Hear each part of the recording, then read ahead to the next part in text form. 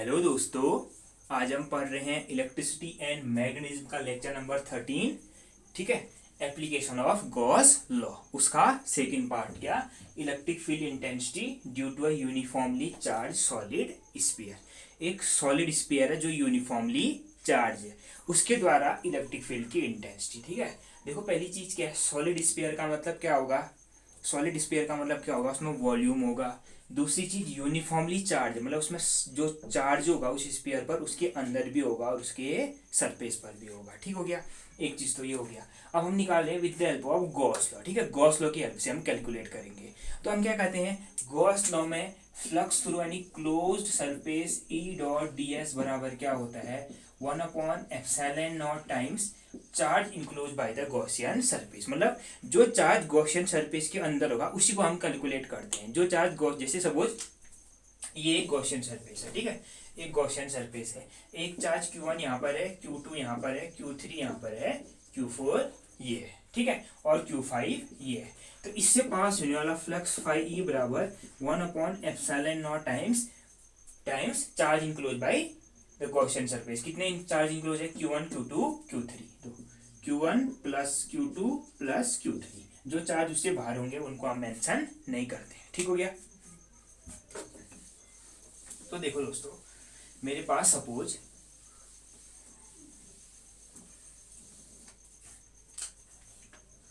क्या है दोस्तों, एक मेरे पास एक सॉलिड स्फीयर है। ठीक है, एक सॉलिड स्फीयर है जिसका सेंटर ओ है, रेडियस आर है। ठीक है, जिसका सेंटर ओ है, रेडियस कैपिटल आर है। इस सॉलिड स्फीयर है। ठीक है, इस सॉलिड स्फीयर को मैंने क्या दिया, एक चार्ज दिया, प्लस क्यू चार्ज दिया, जो इसमें यूनिफॉर्मली डिस्ट्रीब्यूट हो गया, मतलब इसके अंदर भी इसके बाहर भी। ठीक हो गया, ऐसे इसके अंदर भी और इसके सरफेस पर भी। ठीक है दोस्तों, एक सॉलिड स्फीयर है। ठीक है, प्लस क्यू चार्ज दिया। ठीक हो गया। मैंने कहा सपोज इस सॉलिड स्फीयर की वॉल्यूम चार्ज डेंसिटी क्या है, रो है। वॉल्यूम चार्ज डेंसिटी मतलब यूनिट वॉल्यूम का चार्ज कितना है, रो है। ठीक हो गया। ठीक है, देखो consider a solid sphere, consider a solid sphere having, ठीक है, consider a solid sphere centered at origin and having radius capital R. Consider solid sphere centered at origin having radius capital R. Let a plus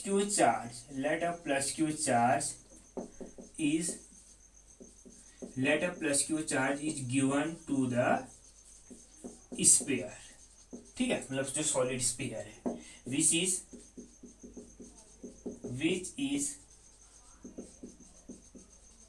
is uniformly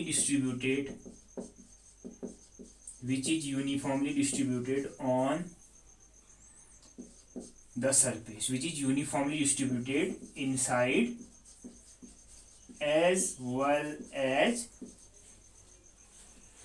as on surface of sphere. ठीक है, देखो consider solid sphere centered at origin and having radius capital R. ठीक हो गया। अब plus Q charge given to this sphere which is uniformly distributed inside as well as on surface of sphere. ठीक हो गया। Let volume charge density of sphere, let volume charge density of sphere is rho. ठीक हो गया। Volume charge density कितनी है, रो, मतलब charge in unit volume कितना, यूनिट वॉल्यूम का चार्ज कितना है, रो है। ठीक हो गया। इस सॉलिड स्फीयर जिसकी रेडियस आर है उसका वॉल्यूम क्या हो गया, 4/3 पाई आर क्यूब। तो देखो यूनिट वॉल्यूम का चार्ज देखो। ठीक है, चार्ज ऑन यूनिट वॉल्यूम कितना, rho. So charge in whole sphere, ठीक हो गया। तो देखो यूनिट वॉल्यूम का चार्ज है रो, होल स्फीयर में कितना चार्ज होगा, रो इंटू पूरे स्फीयर का वॉल्यूम कितना 4/3 πr³। या ऐसा कहो यूनिट वॉल्यूम का चार्ज रो है तो चार्ज इन वॉल्यूम 4/3 πr³ में कितना चार्ज होगा, रो इंटू 4/3 πr³। ठीक हो गया। तो देखो चार्ज इन होल स्फीयर कितना दे रखा मैंने, +q, तो q बराबर कितना है, रो इंटू 4/3 πr³। ठीक है, यूनिट वॉल्यूम का चार्ज रो, ठीक हो गया, और चार्ज इन 4/3 πr³ वॉल्यूम में कितना, रो इंटू 4/3 πr³। ठीक हो गया। अब देखो 4/3 πr³ क्या है, इस सॉलिड स्फीयर का टोटल वॉल्यूम है, तो इस सॉलिड स्फीयर में टोटल चार्ज कितना है, रो इंटू 4/3 πr³, और वो किसके बराबर है, q, मैंने q चार्ज दे रखा है ना जो इसमें सॉलिड यूनिफॉर्मली डिस्ट्रीब्यूट है, तो q बराबर कितना, ये। ठीक हो गया। तो देखो हमारे पास ये है, q बराबर है रो इंटू 4/3 πr³। ठीक हो गया, एक चीज हो गई। अब देखो इस सॉलिड स्फीयर द्वारा हम इलेक्ट्रिक फील्ड कहाँ कहाँ कैलकुलेट कर सकते हैं। देखो सॉलिड स्फीयर द्वारा बाहर किसी जनरल पॉइंट पर, जैसे इससे r डिस्टेंस पर एक पॉइंट P है, इस पॉइंट पर कैलकुलेट कर सकते हैं। On the surface of sphere, solid sphere के सरफेस पर कैलकुलेट कर सकते हैं, और सॉलिड स्फीयर के अंदर कैलकुलेट कर सकते हैं किसी जनरल पॉइंट पर। ठीक है, यहाँ पर कहो, यहाँ पर एक जनरल पॉइंट पर, तो कहाँ कहाँ पर, outside the solid sphere, on the surface of sphere, और इनसाइड द सॉलिड स्फीयर। तो हम सबसे पहले निकालते हैं आउटसाइड द सरफेस। ठीक हो गया। तो ठीक है, ये देखो अब निकालते हैं हम, we have to calculate electric field intensity at 3 different points. ठीक है, तो पहले निकालते हैं हम कहाँ पर, आउटसाइड द स्फीयर। ठीक हो गया। ठीक है, पहले हम कहाँ निकाल रहे हैं, electric field outside the sphere. Electric field outside the sphere, electric field कहाँ, इस सरफेस के आउटसाइड किसी पॉइंट पर। ठीक हो गया। Let P be a point, P be a point outside the sphere, outside the sphere at a distance small r from center of sphere। ठीक हो गया, मैंने कहा late P be a point outside the solid sphere at a distance r from the center of sphere। let E is the, E1 लिख लेते हैं, E1 is the electric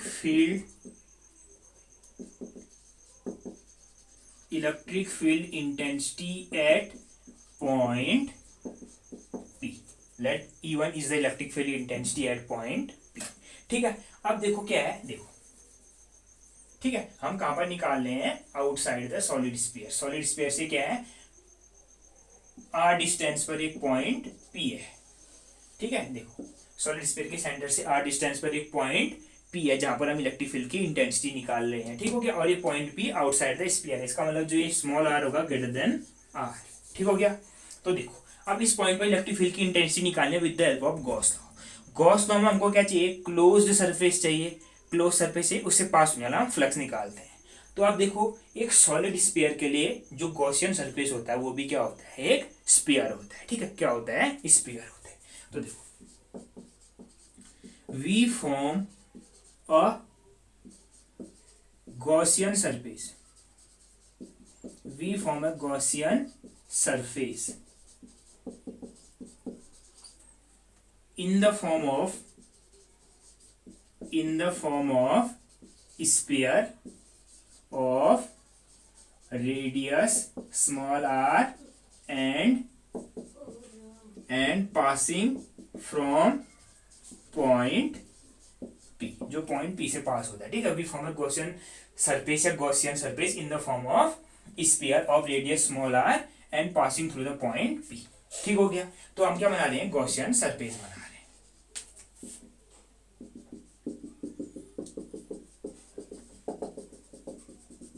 ये होगा गॉसियन सरफेस। ठीक हो गया, गॉसियन सरफेस हो गया। ठीक हो गया।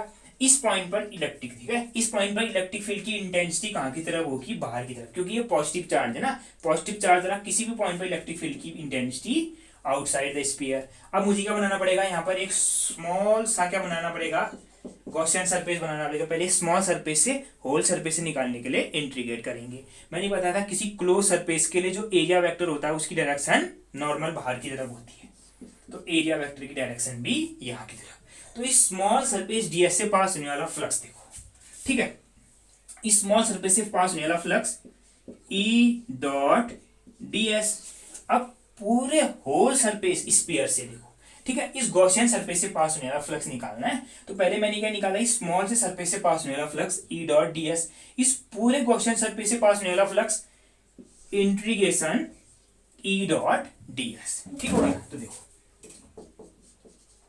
फ्लक्स पासिंग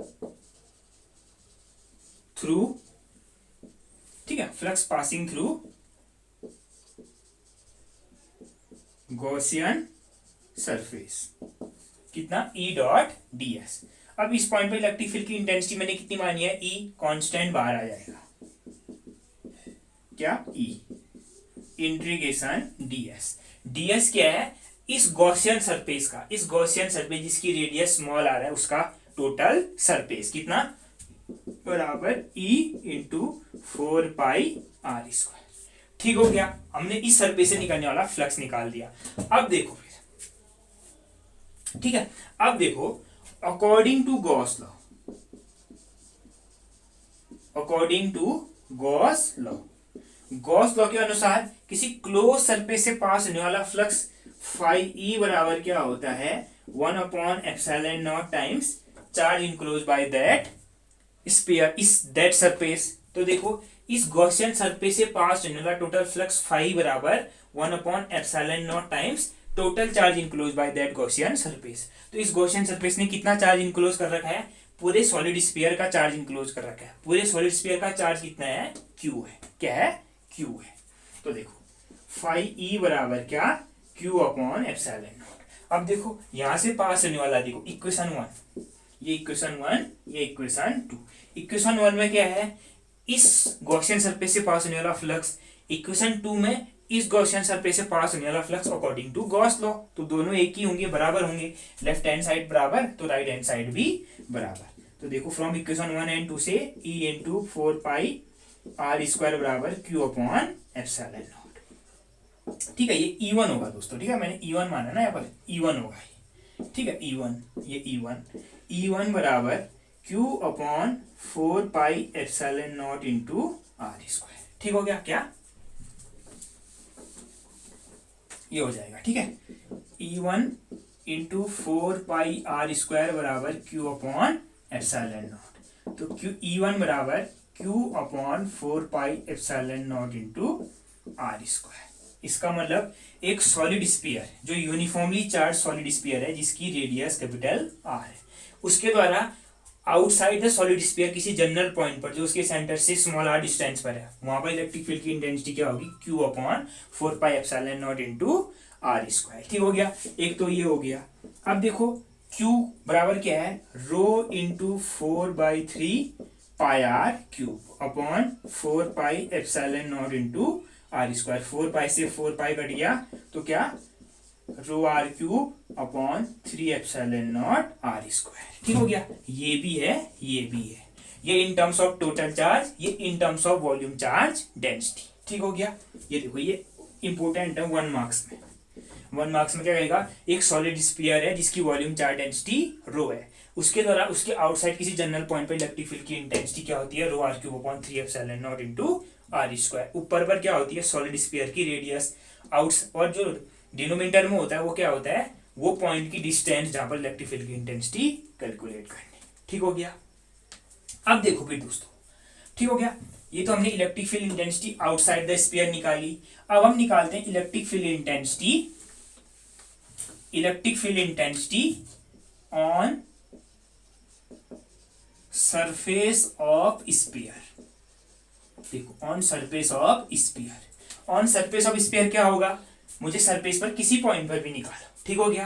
तो हम क्या करेंगे, जिस पॉइंट पर निकालना है वहां पर हम एक गॉसियन सरफेस बनाते हैं। अब यहाँ पर गॉसियन सरफेस बनाएंगे तो वो क्या होगा, स्फीयर ही होगा। उसकी रेडियस किसके बराबर होगी, इस सॉलिड स्फीयर की रेडियस के बराबर। तो ठीक है, देखो तो at surface of solid sphere, at surface of solid sphere. ठीक है, अब मुझे सरफेस पर निकालनी है तो मैं सरफेस पर ही गॉसियन सरफेस बनाऊंगा। उस गॉसियन सरफेस की रेडियस क्या होगी, सॉलिड स्फीयर की रेडियस के बराबर। ठीक है, ये होगा जैसे देखो, ठीक है, ये यूनिफॉर्मली चार्ज एक सॉलिड स्फीयर है जिसकी रेडियस आर है। इसमें प्लस क्यू चार्ज क्या है, यूनिफॉर्मली डिस्ट्रीब्यूट है। ठीक हो गया। अब मुझे इसके सरफेस पर यहाँ पर इलेक्ट्रिक फील्ड की इंटेंसिटी निकालनी है, तो यहाँ पर मैं गॉसियन सरफेस बनाऊंगा। उस गॉसियन सरफेस की रेडियस कितनी होगी, जितनी सॉलिड स्फीयर की रेडियस है। तो क्या हो जाएगा, देखो at surface of solid sphere क्या होगा, आर बराबर कैपिटल आर। तो देखो electric field intensity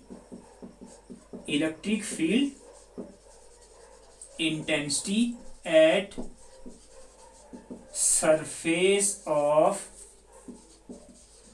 solid sphere, इसको मैं बना रहा हूं E2 बराबर 1/4πε0 Q अपॉन कैपिटल R का होल स्क्वायर। ठीक हो गया, Q अपॉन कैपिटल R का होल स्क्वायर।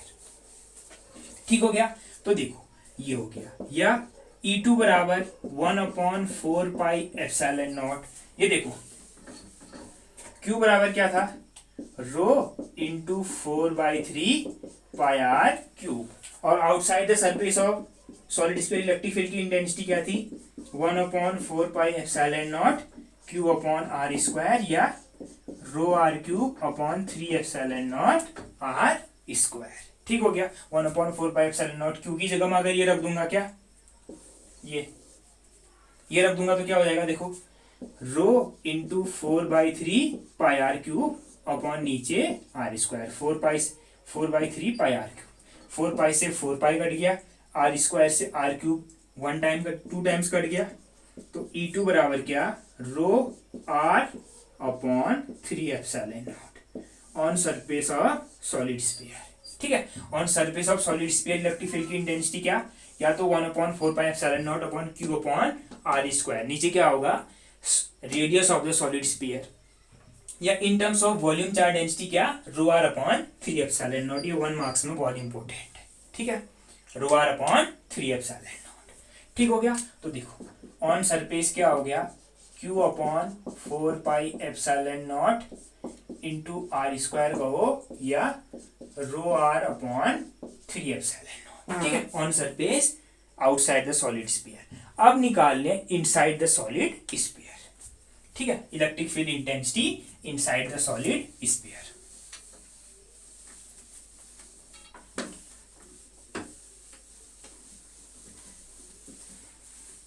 ठीक हो गया। देखो E1 बराबर था Q upon 4πε0 into R square कहो, या rho R cube upon 3ε0 R square, on surface of sphere Q upon 4πε0 into solid sphere का रेडियस का स्क्वायर, या रो आर अपॉन 3ε0। अब निकाल लें इनसाइड द सॉलिड स्फीयर। देखो मेरे पास क्या था, देखो एक यूनिफॉर्मली चार्ज सॉलिड स्फीयर है जिसकी रेडियस क्या है, कैपिटल R है। ठीक हो गया, इसको मैंने प्लस क्यू चार्ज दे रखा था जो इस पर यूनिफॉर्मली डिस्ट्रीब्यूट है। ठीक हो गया। अब मुझे क्या निकालना है, इस सॉलिड स्फीयर के अंदर किसी जनरल पॉइंट पर इलेक्ट्रिक फील्ड की इंटेंसिटी।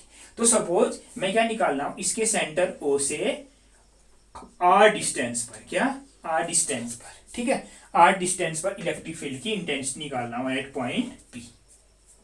ठीक है, देखो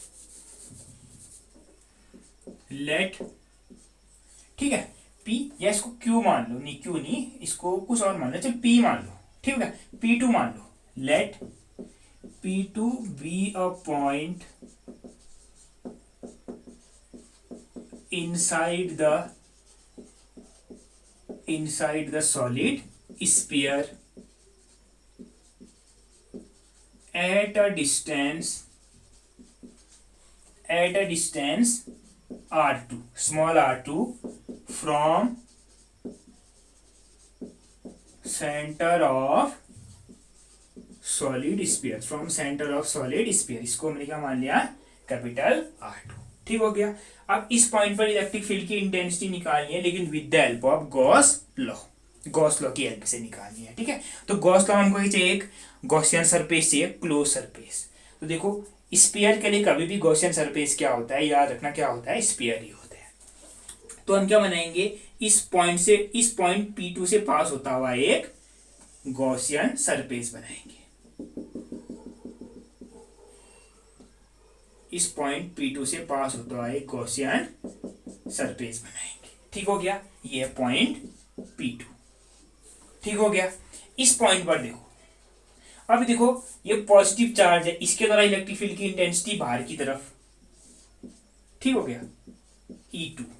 ठीक हो गया। इस पॉइंट पर जो एरिया वेक्टर बनाएंगे हम गॉसियन सरफेस पर, उसकी डायरेक्शन भी बाहर की तरफ। ठीक हो गया। देखो let E2 be electric field intensity at point P2। ठीक हो गया। अब देखो we form a Gaussian surface in the form of sphere, of radius small r2। ठीक है, and passing through point P। तो देखो, अब देखो मुझे क्या निकालना है, इस गॉसियन सरफेस से पास होने वाला फ्लक्स। ठीक है, फ्लक्स पासिंग थ्रू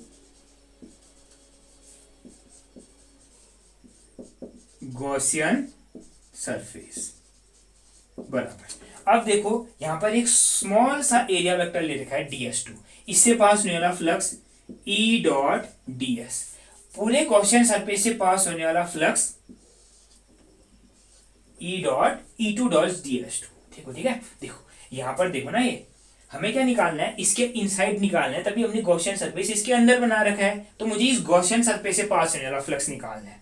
ठीक है, तो यहां पर इलेक्ट्रिक फील्ड की इंटेंसिटी E2, तो इस स्मॉल सरफेस से पास होने वाला फ्लक्स E2 डॉट ds, पूरे गॉसियन सरफेस से पास होने वाला है, जो मैंने डैश डैश बना रखा है, इससे पास होने वाला flux integration E2 dot ds। ठीक हो गया। अब देखो E2 क्या है, कांस्टेंट, बाहर आ जाएगा E2। अब देखो दूसरी चीज देखो ये, ठीक है, E2 डॉट ds है ना, तो देखो इस पॉइंट पर इलेक्ट्रिक फील्ड की इंटेंसिटी भी यहां की तरफ, ds2 एरिया वेक्टर भी बाहर की तरफ, दोनों के बीच का एंगल 0 डिग्री। ठीक हो गया, तो ये हो जाएगा E2 ds cos 0 डिग्री बराबर E2 कांस्टेंट बार ds। ठीक हो गया। ये क्या है, गॉसियन सरफेस का एरिया, कितना, E2 इंटू 4 पाई R2 का square, E2 into 4 pi R2 का स्क्वायर है ना, क्योंकि इसकी रेडियस कितनी है, R2 है, तो एरिया कितना हो जाएगा, 4 पाई R2 स्क्वायर। ठीक हो गया। तो देखो दोस्तों, इस गॉसियन सरफेस से पास होने वाला फ्लक्स फाई E बराबर आ गया E इंटू 4 पाई R2 का स्क्वायर, इक्वेशन नंबर 1। अब देखो अकॉर्डिंग टू गॉस लॉ, ये तो हमने क्या निकाला, सिंपली फ्लक्स निकाला। अब according to Gauss law, according to Gauss law, इस गॉसियन सरफेस से पास होने वाला flux passing through Gaussian surface, वो भी फाई बराबर 1/ε0 times charge enclose by that Gaussian surface. दोस्तों ठीक है, ये बहुत इंपॉर्टेंट है। ठीक है, देखो फ्लक्स पासिंग थ्रू, अब मुझे गॉस लॉ के अनुसार, इससे पहले मैंने ये निकाला था इस गॉसियन सरफेस से पास होने वाला फ्लक्स, जनरली जैसे निकालते हैं हम इलेक्ट्रिक फ्लक्स। अब गॉस लॉ के अनुसार इस गॉसियन सरफेस से पास होने वाला flux 1/ε0 times into charge enclose by that Gaussian surface. ठीक हो गया। अब देखो गॉसियन सरफेस के अंदर कितना चार्ज है, केवल इतना ही चार्ज है, देखो ये, ठीक है, ये वाला चार्ज जो इस सरफेस के बाहर है, ये वाला चार्ज इसके अंदर नहीं है। तो मैं कौन सा चार्ज चाहिए होता है, केवल वही चार्ज जो गॉसियन सरफेस द्वारा इनक्लोज किया होता है। तो हमको पता है वॉल्यूम चार्ज डेंसिटी, हमें पता है क्या है, सिंस देखो, सिंस वॉल्यूम चार्ज डेंसिटी बराबर क्या, रो। वॉल्यूम चार्ज डेंसिटी क्या है, रो, मतलब यूनिट वॉल्यूम का चार्ज रो है। अब बताओ जी, इस गॉसियन सरफेस जिसकी रेडियस r2 है, इसका वॉल्यूम कितना, 4/3 पाई r2 का क्यूब। तो देखो यूनिट वॉल्यूम का चार्ज रो, तो ये वॉल्यूम जो एक गॉसियन सरफेस जिसका वॉल्यूम कितना है 4/3 पाई r2 क्यूब, इसके द्वारा इंक्लोज किया गया चार्ज। देखो वॉल्यूम चार्ज डेंसिटी मतलब volume charge in unit volume, charge in unit volume कितना, rho. So charge in 4/3 pi r2 cube volume, ठीक है, charge in 4/3 r2 cube volume में कितना, रो इंटू 4/3 पाई r2 का होली क्यूब। ठीक हो गया दोस्तों, देखो ना, यूनिट वॉल्यूम का चार्ज रो, ठीक हो गया। अब मुझे निकालना है इस गॉसियन सरफेस जिसकी रेडियस r2 है, इसके द्वारा इंक्लोज किया गया चार्ज, यूनिट वॉल्यूम का चार्ज रो। तो ये गॉसियन सरफेस जिसकी रेडियस कितनी है, गॉसियन स्फीयर जिसकी रेडियस क्या है, r2 है, इसके द्वारा इंक्लोज किया गया चार्ज रो इंटू इस गॉसियन सरफेस का, इस गॉसियन स्फीयर का वॉल्यूम। ठीक हो गया, तो कितना, रो इंटू गॉसियन सरफेस, इस गॉसियन स्फीयर का वॉल्यूम कितना, 4/3 पाई r2 का क्यूब। ठीक हो गया, तो देखो क्यू बराबर क्या, रो इंटू 4/3 पाई r2 का क्यूब। ये क्या है, गॉसियन सरफेस द्वारा इंक्लोज किया गया चार्ज है। इसको हम कहां पुट कर देंगे, इस इक्वेशन y में पुट कर देंगे। कहां पुट कर देंगे, इक्वेशन y में। ठीक हो गया दोस्तों, इसको मिटा देते हैं। ठीक हो गया, ठीक हो गया। तो देखो इसको हम यहां पुट करेंगे तो क्या हो जाएगा, फाई ई बराबर 1/ε0 times charge enclose by Gaussian surface Q into rho into 4/3 pi into r2 का क्यूब। ठीक हो गया। अब देखो इक्वेशन y में भी फ्लक्स है, इसमें भी फ्लक्स है, यहां से इसमें पुट कर देंगे क्या, E2 इंटू 4 पाई r2 का स्क्वायर बराबर क्या, rho epsilon naught into 4/3 pi r2 का क्यूब। तो E2 बराबर क्या, rho upon epsilon naught 4/3 pi r2 cube upon 4 pi r2 का स्क्वायर। ठीक हो गया, 4 पाई से 4 पाई कट गया, इस स्क्वायर से ये क्यूब कट गया 1 टाइम 2 टाइम, तो E2 बराबर क्या, रो r2 अपॉन 3 एप्सिलॉन नॉट। ठीक है, रो r2 अपॉन 3 एप्सिलॉन नॉट। ठीक हो गया।